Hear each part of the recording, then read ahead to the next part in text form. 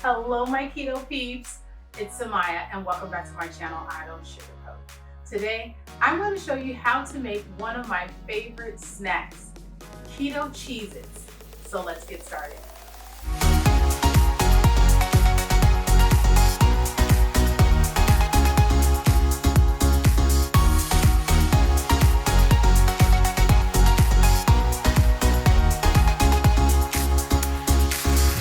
Before we begin, today's video is sponsored by Wholesome Provision.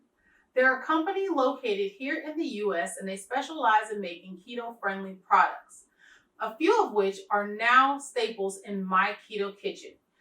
You've seen me use some of their products, their Lupin Flour, their Allulose, their chocolate chips, and even their marshmallows. Check out their website today and look through their catalog of products. I'm certain there's something on there that everyone will love. I will leave a link for their website in the description of this video. Now let's begin today's recipe. Okay, to begin, we are going to be making this in our food processor. It makes the recipe so much easier to do it in here, and then you don't have a whole lot of dirty dishes. Well, I will, but that's just because I broke this up so you guys could see me do it. Anyway, let's go ahead and get started. I have here 1/3 of a cup of Lupin Flour. Actually, that was 1/3 of a cup of the Vital Wheat gluten. Here is 1/3 of a cup of Lupin Flour. And here I have 1/3 of a cup of some multi-purpose protein powder. To this, I'm going to be adding 6 tablespoons of some white cheddar powder.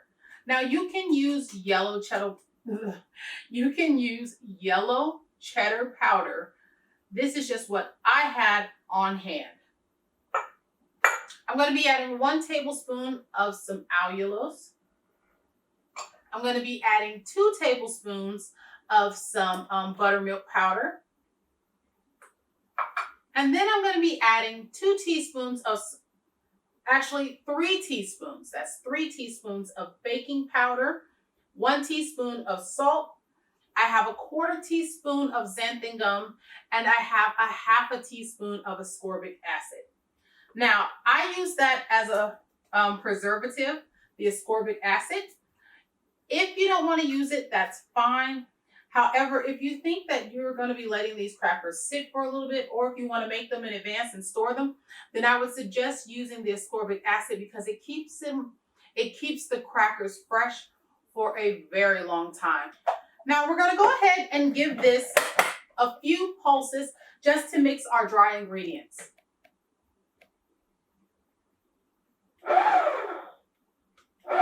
Next, we're going to be adding in 3 ounces of some cheddar cheese. Now let's pulse that until it's nice and crumbly. Okay, now the next thing we're going to add is 6 tablespoons of some cold cubed butter. And just pulse this until the butter is all nice and crumbled into the dough. Now to deal with color. I found a great tip on Bon Appetit's channel, and they use what is called Annatto Oil. And that's basically taking some whole Annatto seeds, and I will leave a link to this in the description of today's video. And you just want to put it in a pot. I put 1/8 of a cup of the seeds in a pot with 1/4 of a cup of some oil. I use some avocado oil. You can use whatever kind of oil you prefer. And then a teaspoon of some smoked paprika. And you're just going to let that simmer just for a little bit.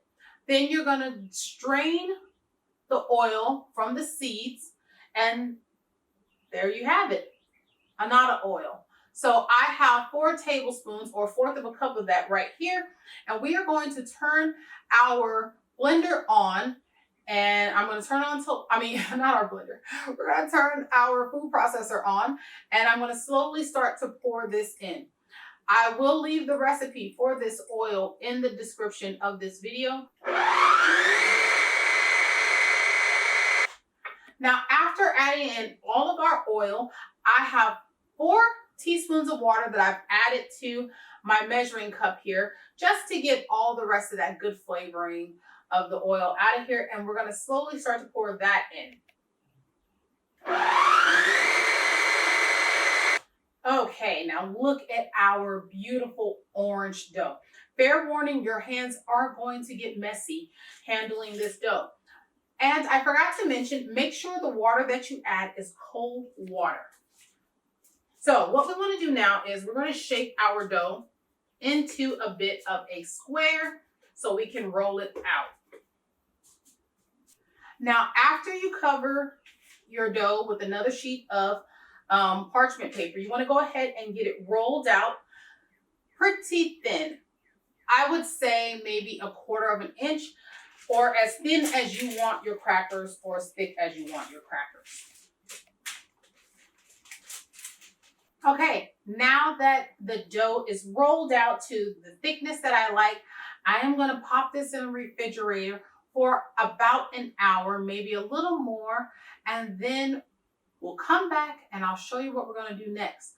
By the way, when using that Annatto oil, be sure to clean it up off your surface immediately because it will stain. So make sure to be mindful of anywhere that it might drop or when you're rolling it out, because some will roll off of your dough. Just clean it up immediately so you don't stain your countertops. I'll be back when we are ready to move on to the next step. Now that my dough is nice and chilled, I'm going to go ahead and get it cut into squares. Now for that, I like to use my little handy dandy cracker cutter here, and I'll leave a link for this in the description of the video. And I'm just going to go right along, starting from the edges, and go up and cut my dough to make crackers.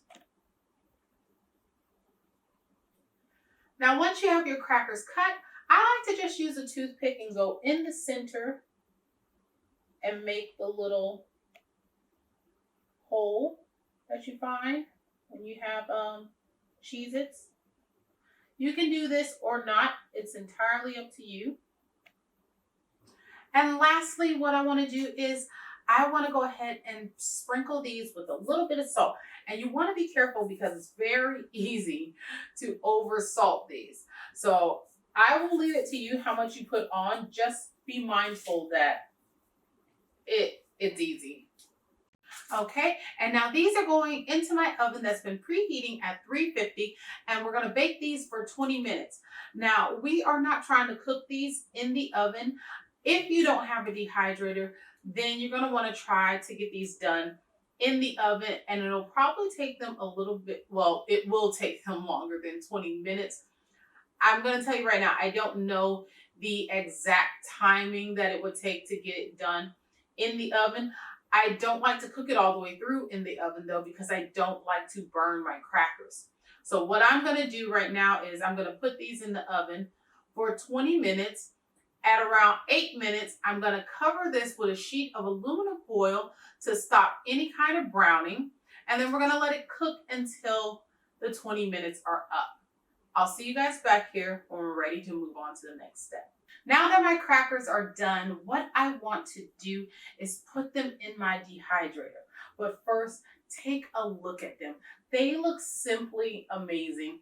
I love the coloring.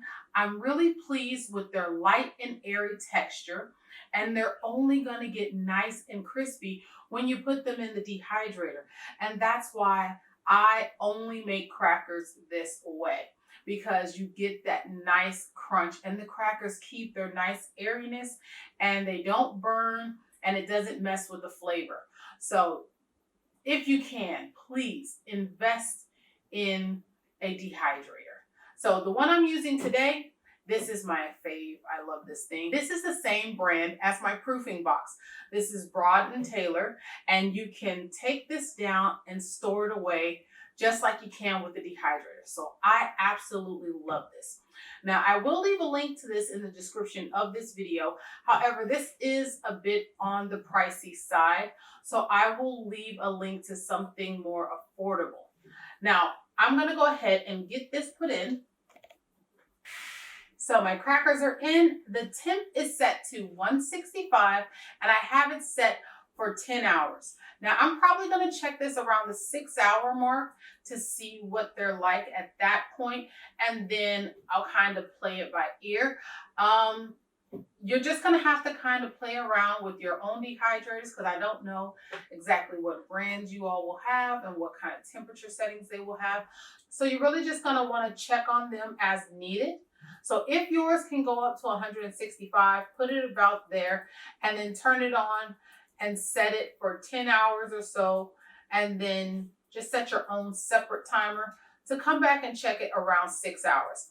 I personally know that at 4 hours, it's not really right.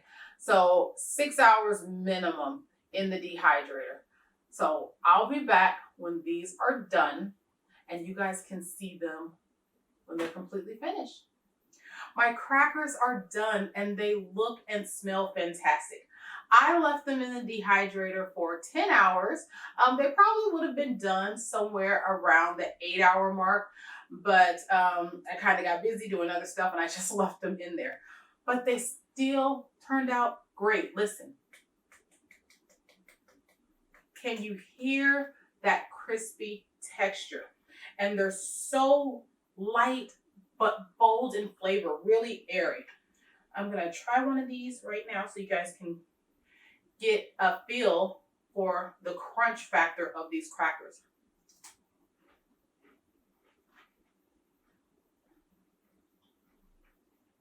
I don't know if you can hear this, but it has an incredible crunch. The body is incredible. Now, they're a little oily from the Annatto Oil, but that's to be expected. So if you want to use a little bit less than the 4 ounces that I use, perfectly fine. But I like to keep it in there because it also adds to the fat count of these crackers. So a little bit of oiliness doesn't really bother me. Also, the taste. These are so good. I'm so serious. You guys are going to want to be snacking on these things like crazy. But that's really going to be it today. Like, these are so good. I love these crackers. They make for an amazing snack, like an amazing snack. I wish they hadn't gotten done so late today because I would have been snacking on them earlier. So that's it. Keto Cheez-Its. Try this recipe out. Let me know what you think about them in the comments. If you enjoyed them, how they turned out, how crispy were they for you. And if you do them via oven, like cook them the whole way, also let me know how that works out for you. Let me know if you were able to get them really crunchy. I've never done them that way because early on when I used to make crackers, they never turned out that great when I did it just by the stove. So all the crackers I make now, I always do a combination of stove and the dehydrator. So let me know how they turn out if you do them all the way in the oven. And that's going to be all for me today. If you like this video, hit that like button for me. And if you're new here, click that subscribe button and don't forget to ding that little bell so you can get notifications every time I upload a new video. And until next time, you guys, bye.